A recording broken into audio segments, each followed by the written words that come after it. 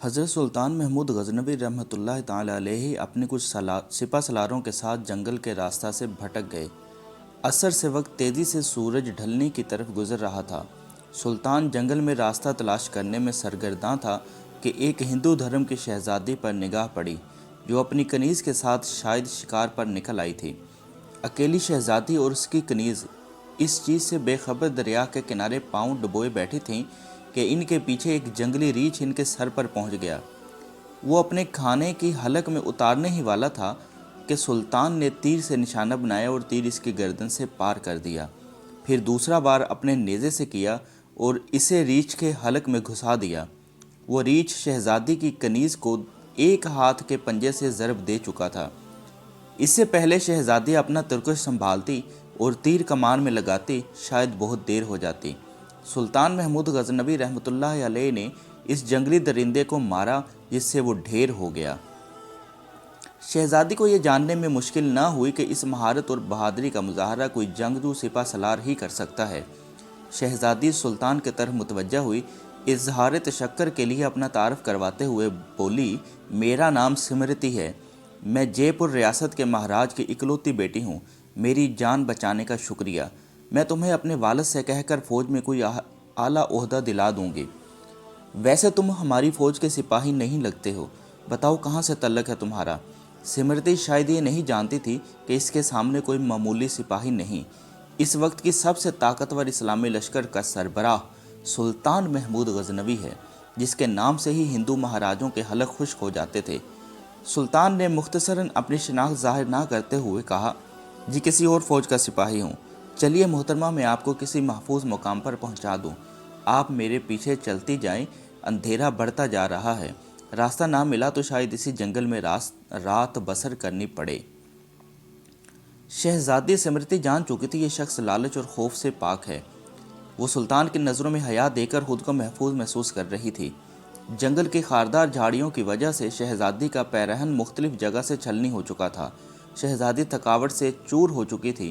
سلطان نے شہزادی کو ایک سخت پتھروں اور درختوں کی اوٹ کی طرف اشارہ کرتے ہوئے کہا، آپ ادھر آرام کر لیں، رات کی تاریکی بڑھ رہی ہے اور موسم بھی بغیر تغیر کے آثار دکھا رہا ہے، اندھیرے میں مزید سفر گھنے جنگل میں کرنا دشوار ہے، اگر صبح نکلیں تو شاید میں آپ کو کسی محفوظ مقام پر پہنچا سکوں۔ سمرتی کے پاس سلطان پر اعتماد کرنے کے علاوہ کوئی دوسرا راستہ نہ تھا۔ سلطان نے محسوس کیا شہزادی اپنے بیش قیمت قدرے باریک لباس میں جنگل کی ٹھنڈی رات شاید نہ گزار سکے۔ سلطان نے اپنی موٹی چادر شہزادی کی طرف اچھال دی اور معنی خیز نظروں سے شہزادی کو دیکھا، جیسے کہہ رہا ہو یہ اوڑھ لیں۔ شہزادی نے بلا جھجک چادر اوڑھ لی اور ٹیک لگا کر درختوں کی اوٹ میں پاؤں پسار لیے۔ اس کی نظریں سلطان کے چہرے کی طرف جمی ہوئی تھیں، جو نظریں جھکائے قریب پڑے بڑے پتھر پر بیٹھ کر آگ جلانے کی کوشش کر رہا تھا۔ بالآخر آگ جل گئی، اس کی روشنی میں سلطان کا نورانی اور بھرا ہوا وجاہت والا چہرہ چمک رہا تھا۔ سلطان نے شہزادی سے قطع نظر مٹی سے تیمم کیا اور نماز پڑھنے لگا۔ شہزادی کو جھٹکا لگا، اوہ یہ تو مسلمان لگتا ہے۔ ایک دفعہ شہزادی کانپ گئی، کہیں غزنی کے لشکر سے تو نہیں؟ یہ لٹیرے ہیں، گائے بھینس بکری سب کا مانس کھاتے ہیں، یہ مجھے زندہ نہیں چھوڑے گا۔ لیکن اگلے ہی لمحے شہزادی اب تک اس کے ساتھ گزرے وقت کو یاد کرنے لگی کہ اگر یہ اتنا ہی سفاک اور ظالم ہوتا تو مجھے ریچھ سے نہ بچاتا۔ نہ چاہتے ہوئے بھی شہزادی کا دل پھر سے اطمینان و یقین سے بھر گیا۔ سلطان محمود غزنوی رحمۃ اللہ تعالی علیہ نماز کے بعد دعا کرتے وقت زارو کتار رونے لگا۔ روتے روتے سلطان نے اپنے خنجر کی نوک سے اپنے پاؤں کے انگوٹھے پر رکھ کر اس کو دبا دیا۔ شہزادی دیکھتی رہی کہ یہ نوجوان مرد مجھ سے گفتگو میں بے تکلف نہیں ہونا چاہتا۔ الگ صبح سلطان نے شہزادی سے کہا، اب ہمیں نکلنا چاہیے۔ کچھ دور جا کر سلطان کو ایک سفید پتھر پڑا ملا جو سلطان کے سپاہی نشانی چھوڑ گئے تھے کہ راستہ اسی طرف ہے۔ یہ اس زمانے کا ایک طریقہ تھا کہ جنگل میں پتھر چھوڑتے جاتے تاکہ پیچھے آنے والا راستہ جان سکے کہ گزرنے والا کہاں سے ان کا ساتھی گزرا ہے۔ بالآخر شہزادی اور سلطان ایک ہموار راستہ پر آ پہنچے۔ کچھ دور ایک چھوٹے سے گاؤں کے آثار نظر آ رہے تھے۔ سلطان نے کہا، یہ آپ کی ریاست کے حدود کا ہی گاؤں معلوم پڑتا ہے۔ گاؤں پہنچنے پر شہزادی نے گاؤں کے مکھیا کو بلایا۔ مکھیا اپنے کچھ ساتھیوں سمیت حاضر ہوا۔ شہزادی نے کہا، ہمیں دو برق رفتار گھوڑے دیے جائیں اور کچھ خشک اناج اس سپاہی کو دیا جائے۔ شہزادی نے سلطان سے کہا، اجنبی ہمیں بہت حیرت ہوئی ہے، تم پر کس مٹی کے بنے ہو؟ ساری رات تم اپنے خنجر سے زخم کو کریدتے رہے اور میری طرف کوئی توجہ نہ دی۔ تم چاہو تو ہمارے ساتھ محل چلو، ہم تمہیں انعام و اکرام سے بھر دیں گے۔